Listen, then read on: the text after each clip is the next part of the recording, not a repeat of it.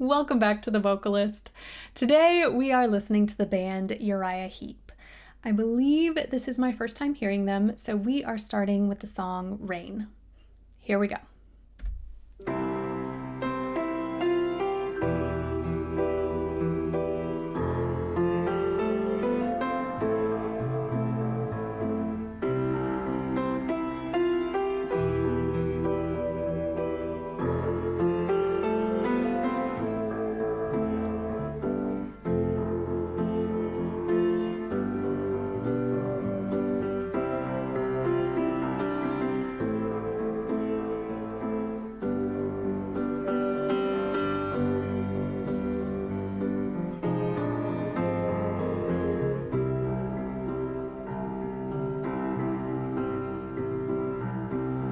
It's raining outside,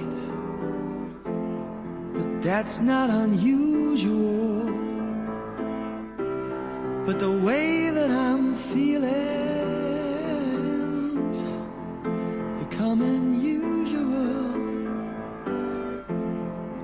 I guess you could say the clouds are moving away from your days and into mine.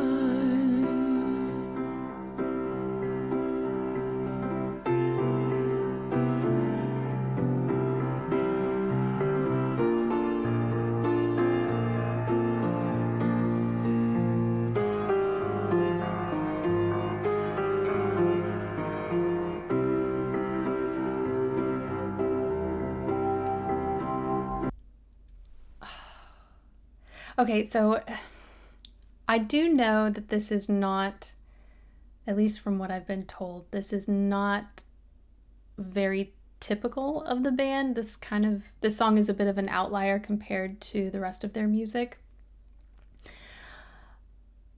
So I'm curious to hear more. This is wow, this is a really beautiful song. And I don't know if it's just the day I'm having that it's really striking me, but I love the opening with the acoustic piano sound. I can't name the other instrument. I don't know what I'm hearing. It does sound like it is like something with a mallet. Like I can see it sort of like spinning. You guys can, I'm not going to look it up. You can tell me what it is because I'm sure you know, or I'll look it up after this so as not to waste your time. But I like the sort of effect it's giving because it does have sort of like a cloudy, watery, rainy vibe. And obviously I understand the use of rain in this as a metaphor, but I like that they just went for it in more ways than just the text. Vocally, I'm incredibly impressed, and I'm gonna talk about that after we hear a little bit of it again.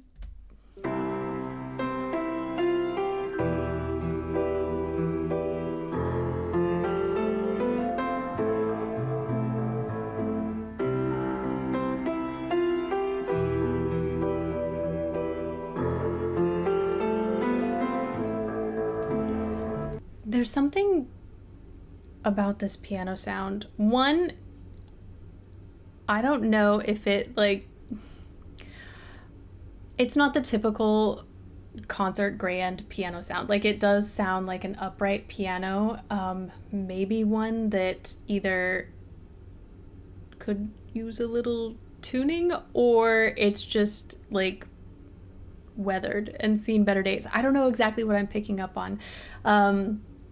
But whoever's playing, I like that they're not, I don't know, overusing the sustain pedal. Like there is a decent amount of separation in moments, and so it gives this added simplicity to the opening, and whatever like constant sound we're lacking is being made up for by whatever secondary instrument is being played as well.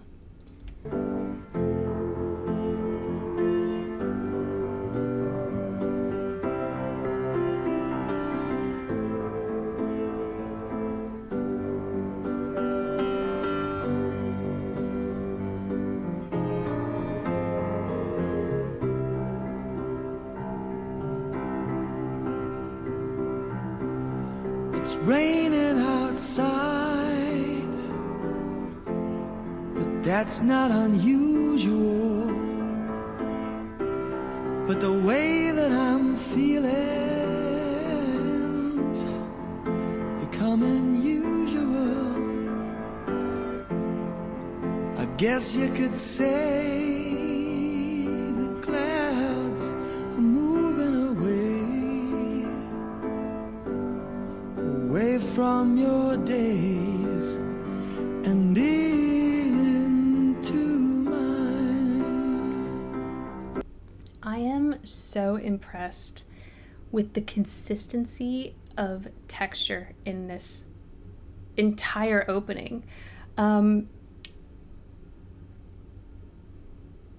That sort of breathy, airy quality, the only way to achieve that is if your chords are not fully adducted. Like, there's got to be a little bit of separation. But what tends to happen for most singers is as we ascend, we use more tension, and oftentimes we'll bring the chords closer together. So to hear the restraint in his voice, to keep that slight bit of separation in order to maintain this warm, slightly airy sound, I think is so impressive, but it's just giving the most glorious, intimate effect. Let me back it up a little bit so you can just hear some of these ascending lines. Clouds are moving away. Actually, I gotta go back further. Usual. But the way that I'm feeling's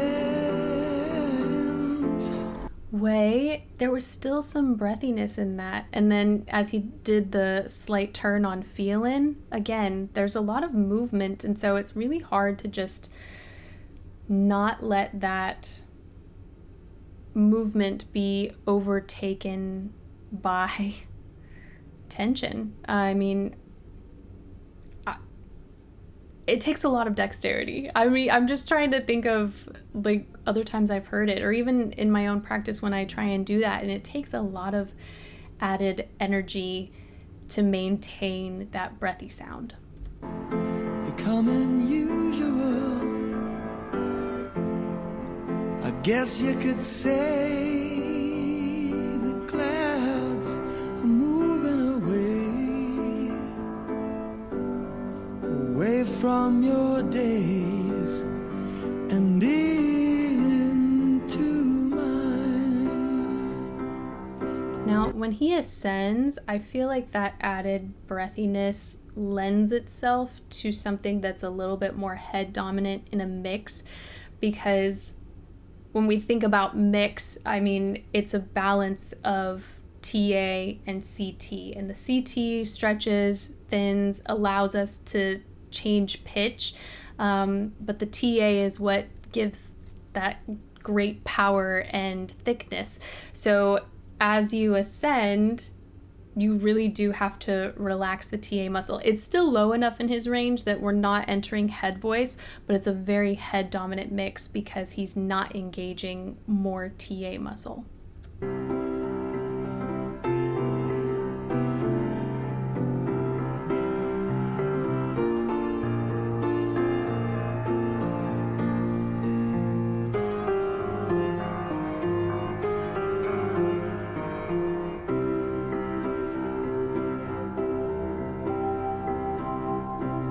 Now it's raining inside.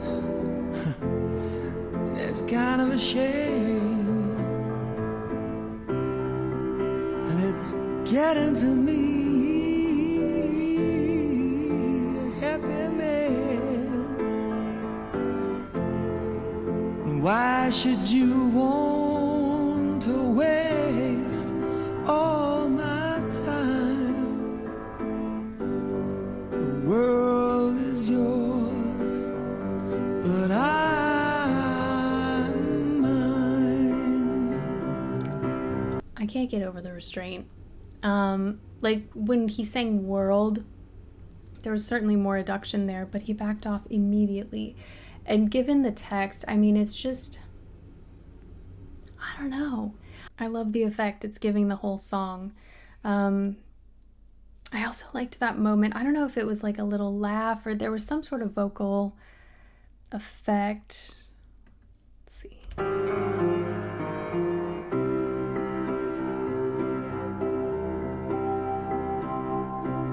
Now it's raining inside. It's kind of a shame.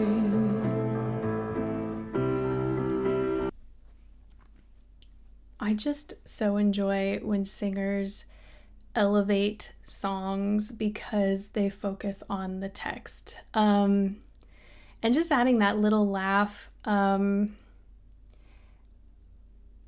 least for me, it sort of highlights the sort of, I don't know. I mean, I don't want to say hopelessness, but just kind of that feeling, maybe the resolution of what was lost. I don't know. There's just something about it where it was a very human response as he's communicating these feelings about loss, to sort of, I don't know, laugh to oneself and try and use that to cope. I don't know if that was the intention, but it struck me as a really honest moment. And it's getting to me, happy man. Phrasing. Why should you want to waste all my time? The world is yours, but I'm mine. Rain, rain, rain in my tears, measuring carefully my years. Shame, shame, shame in my mind. See what you've done to my life.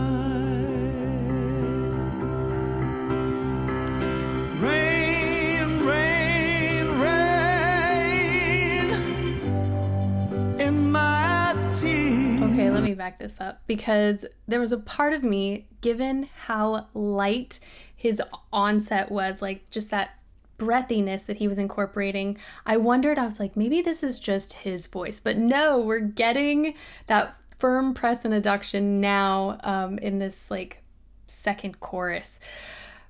I just think the arc of this song is so stunning.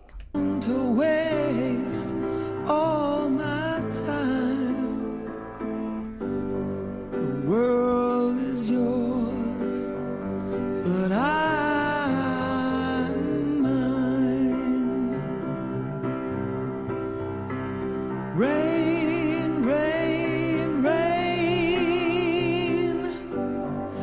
in my tears, measuring carefully my years. Shame, shame, shame. I love that. It's still so gentle as he ascends. And to do it on like a repeated word, I think musically that was just such a beautiful choice. Shame, shame, shame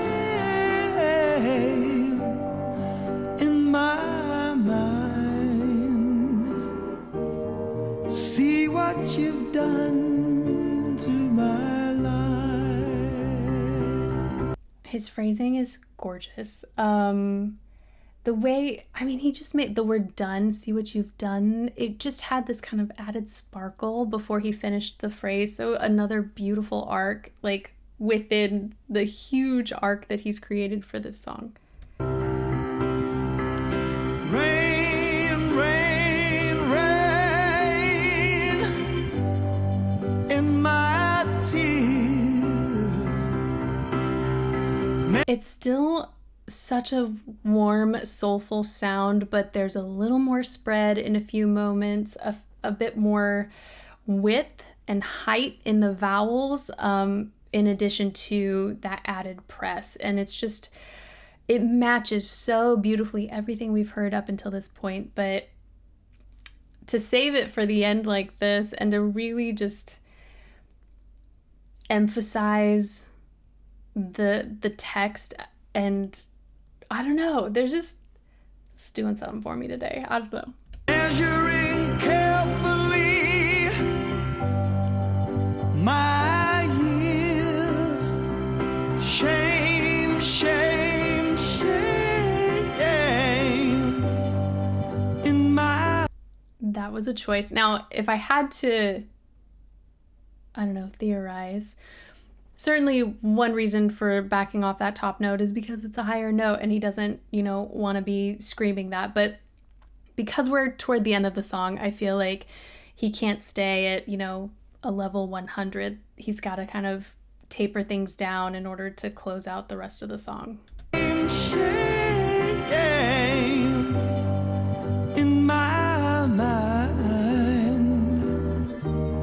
See what you've done to my life.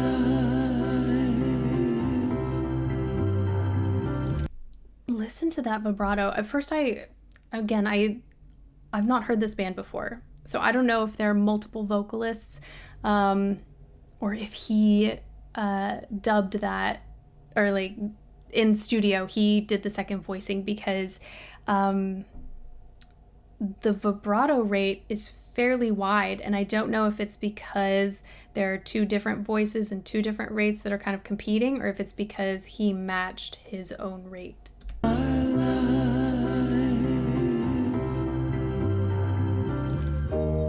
See what you've done to my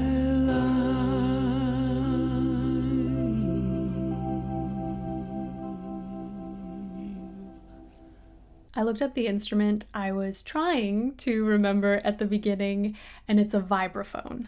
Whether or not it was actually used, I don't know, but that was the sound I was thinking of.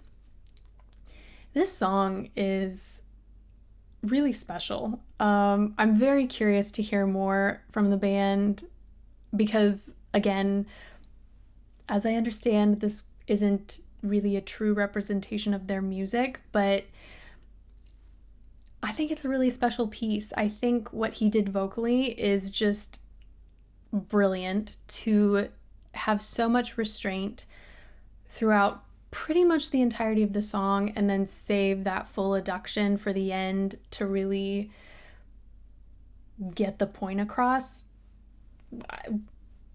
I think that was a beautiful choice. And just the piano, the melody, the text, it was just, I don't really have any words. I really loved it. I really loved the finesse and the intimacy of the piece. So let me know what I should hear next. But that is it for today.